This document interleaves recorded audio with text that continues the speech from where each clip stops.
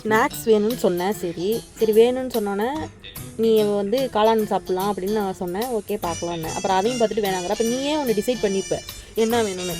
இது வேணும் என்னன்னா சரி என்ன பீல பன் ஆர்டர் போடலான்னு யோசிக்கிறியா? இதில் பண்ணு பொடி. அப்புறம் என்ன வேணும் நீ எதாவது மனசில் ஆனால் திங்க் பண்ணிட்ட இல்லையே. எப்படி சொல்கிறது,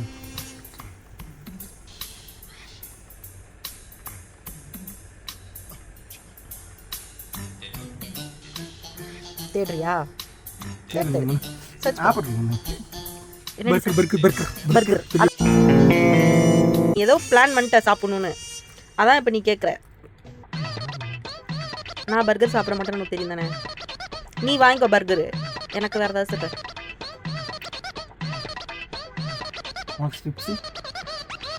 எனக்கு சிக்கனே வேண்டாம். Okay deal. பயங்கரமான ஆளா இருக்கேடா.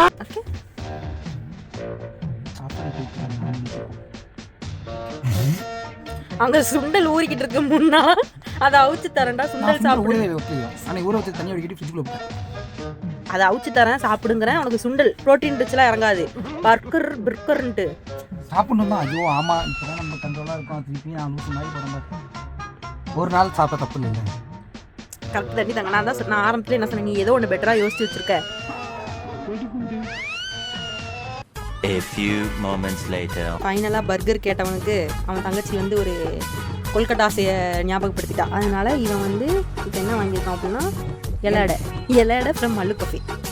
ஓகே, இப்போ வந்து ரெடி ஆகிட்டு இருக்காரு. இவர் எது சாப்பிட்றதுனாலும் ப்ரொஜெக்டர் இல்லாமல் சாப்பிட மாட்டார். வித் ப்ரொஜெக்டர் தான் எப்பயுமே சாப்பிடுவார். என்ன பண்ணாத பொல்லாதவன் படம் போட்டாரு சாரு. ஆனால் வந்து அன்ஃபார்ச்சுனேட்லி 1980s பொல்லாதவன் வந்துருச்சு. அதனால பிரச்சனை இல்லை, அது நல்லா தான் இருக்கும்.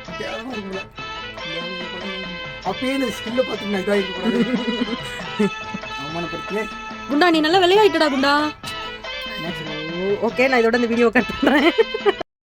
அவனை சொல்லி நிறுத்துங்களேன்டா. இவன் வந்து இந்த ஸ்நாக்ஸை கம்மி பண்ணதுக்கு வந்து இன்னொரு காரணம் இருக்கு. அந்த காரணம் என்னங்கிறது இந்த வீடியோட கண்டினியூஷன்ல வரும். ஏன்னா அவனுக்கு வந்து சாப்பாடு இப்போ அடுத்து சாப்பாடு வந்து ஹெவியாக அவன் ஒரு மெனு ஆர்டர் போட்டிருக்கான். அந்த மெனுனால இந்த மெனுவை வந்து இவன் வந்து கம்மி பண்ணான். அந்த மெனு என்னன்னு அவன் வாயாலே அவன் சொல்லுவான். என்ன மெனு சார்?